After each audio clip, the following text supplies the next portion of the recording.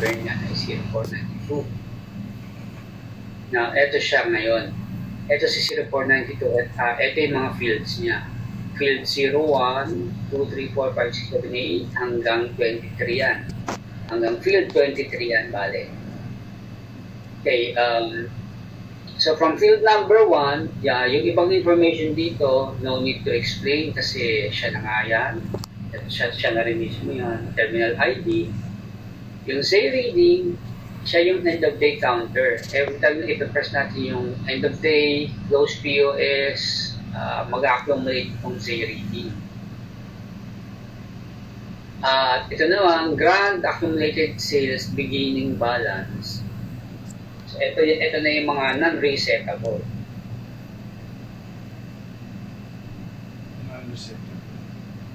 Ang value niyan ay si F06 from the previous business day. Kung kaka-open mo pa lang, syempre yung F060 pa lang yun. Kaya yun yung magiging balance for the current day. So initially 0 talaga yan. Ito initially 0 din talaga yan. At ang formula nito naman ni Grand Accumulated ending balance ay F05 plus F10. Field number 5 plus kung may benta na F10 gross sales. Ayun yung magiging value niyan, ano? So ganyan siya, nilagyan na natin ng paano mo siya i-interpret. Yung beginning OR naman, beginning sales invoice official receipt number, sa atin sales invoice ang ginagamit. So yung beginning niya, nakukuha yan, pinagkukuha yan internally sa report natin. But we don't have to go to that. Nilagay ko lang to dito para just in case gusto mong i-score talaga, makikita mo yan kung saan nanggaling. Yung beginning at saka ending, ayan yung anong nagamit na number na sales invoice at anong ending niya. So here, meron dito, nag-start ka ng 1, tapos hanggang 4. Ang count nun ay 4. So, sales invoice number 1, sales invoice number 2, sales invoice number 3, sales invoice number 4. Ayan yung sales invoice na nagamit. So, beginning and ending, tapos ito yung transaction count. Now, how do you compute for the count? Yung count kasi kinukompute yan. Field 8 minus field 7 plus 1. Like example natin, field 8, 4 minus 1 is 3, plus 1 is 4. Ayun siya bale. Okay, moving forward. Now yung gross sales, nilalagay lang yan dito ng report. Pero saan kinakopy yun? May pinanggagalingan pa rin yun. Now, yung mga ganito, pag may nakita kayo ganyan, it's an section yan dun sa INI file. Yan, section yan dun sa INI file, kung saan mo makikita itong field na ito at ito yung value. So, ito ay example na pwedeng kung saan nang gagaling yung value nito. Ito na, VAT amount na. Ito si VAT amount ay galing talaga yan sa POS kasi nagko-compute naman talaga si POS ng VAT amount. So, sabi nga rito, yung F11 na yan, already given na yan. Kaya lang, kailangan mo i-explain or i-prove or i-defend na yung 108.11 correct yan. Kasi syempre, sabihin ni BIR, correct pa yan. Opo, correct po yan. Sabihin ni BIR, sige nga, compute nyo nga. Kasi pagka ito ay kinumpute mo, direkta, sabi kasi gross sales for the day, o 1909 niya, 0.91. Sige nga, ang gagawin dyan, ang pinakamadaling at pinaka-obvious na formula kasi dyan is i-divide mo yan by 1.12 tapos kunin mo yung 12% nun, ayun yung magiging impact nun. O sabihin, mali 200 million kinukumpit dito. Kasi, itong gross, containing sales ng mga senior citizen discount, containing ng diplomat transaction, containing ng mga discounted transactions, and so on. Ito gross. Kaya hindi mo pwedeng i-divide by 1.12 kunin mo yung 0.12, ayun na yung discount. No? Siyempre sa mga kinakailangan tanggalin yung mga. At paano mo yung tatanggalin? Yan, ito na siya bali. Ito na yung formula natin. Yung para ma-prove natin na yung na-compute sa BART ay tama, ay based dito sa report lang din na to, ay ito na yun, F20 plus F15 minus F12 minus F13. Siyempre, i-multiply pa into 0.12 at ayun na yung magiging BART. So, F20, 15, 12, 13. F20 is yung net sales. So, 1801. 1801.8 plus, sabi doon ay F15. Si 15 ay senior citizen. Ang senior citizen natin ay 100.10 plus 100.1 equals. Then, sabi pa rito ay minus F12 minus F13. F12 ay yung VAT exempt sales, F13 ay VAT zero separated.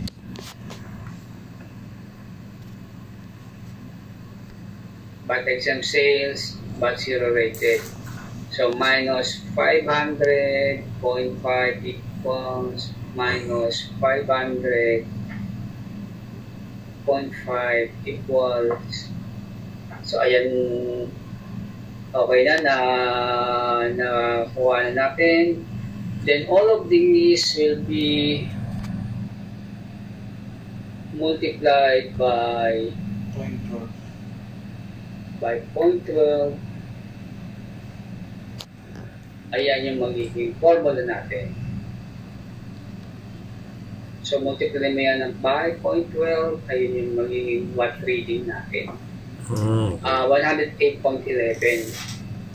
So, given this report, we should be able to, ayun yung kinakailangan natin ma-achieve sa sarili natin, ano? Kaya nating computing ito based din sa report natin. And then the rest naman, yung 500.5, hindi mo naman yung pwedeng computing kasi sa dami ng transactions na nangyari for the day, hindi mo naman alam ilang pesos ginamit yung senior citizen discount. Miski yung diplomat, hindi mo naman alam kung ilang beses dumating yung diplomat at kumain doon. Pero natatrack natin lahat ng transaction for that.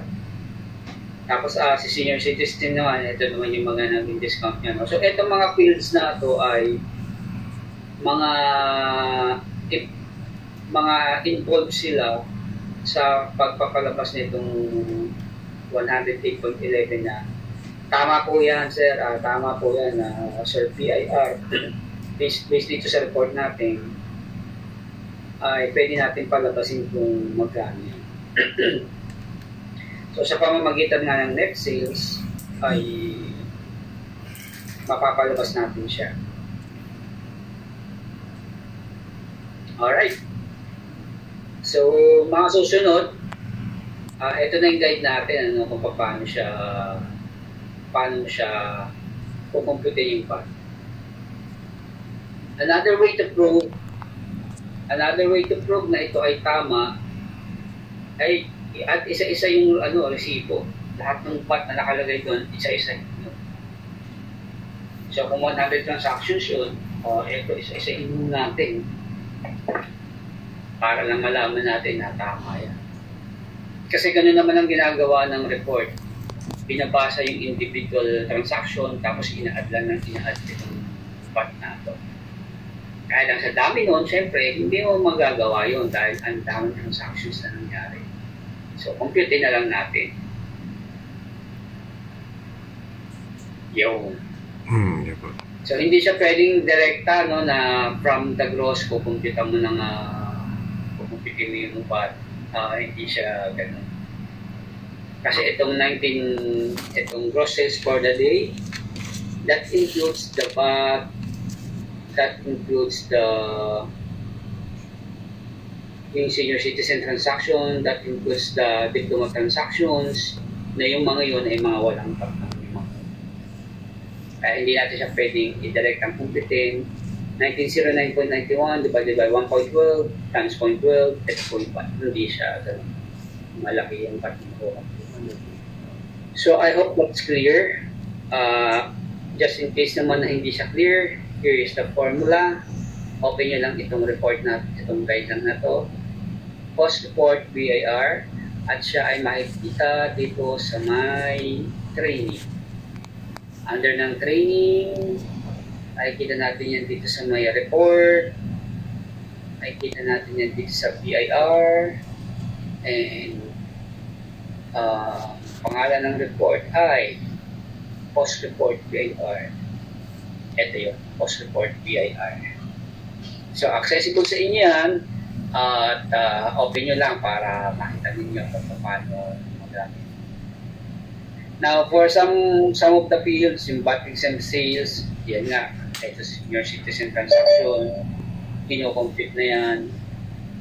Tapos si BAT 0 rated, at si non-BAT sales ay kino-compute lang din yan ng POS.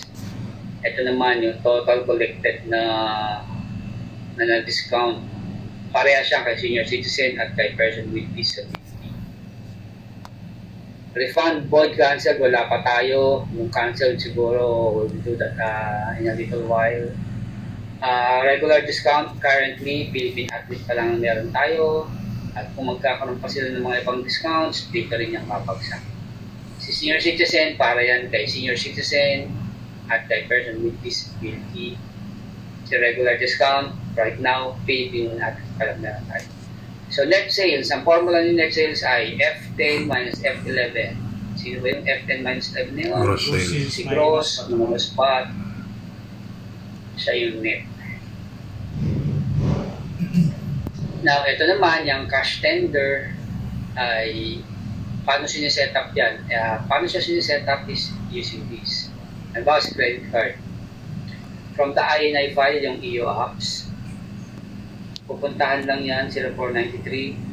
Tapos, meron ng field, 19, C, account code, CAC code. Dapat yung API 19, ang D-word to noon, ay ilalagay mo kung anong value niya. So, anong value ng D-word 2 of API 19, siya yung ilalagay mong value nito. Sa other payment naman, naka-zero lang yung value mo. Ano? Pero for cash and credit card, ito si cash, kung ano yung D-word 2 value ng API 19, ay siya dapat ang nakalagay na value. Yun din siya sa credit card. Sa F-edit. At para sa other payment naman, syempre kung hindi naman siya naka-classify as cash or credit card, matik siya yung other payment. So I hope this document will assist all of us para hindi tayo nangangapak na. Kasi maka-analyze mo siya for today, baka lumipas ang ilang buwan at titignan mo siya ulit. Paano na nga ba yun? So, ang hirap, I realize na mahirap na siya talaga ma-analyze. Pero, ma-analyze mo din yun. It will just take some time. Hindi siya yung walang solution, kumbaga. Ma-analyze siya, it will just take some time, but this document will assist us.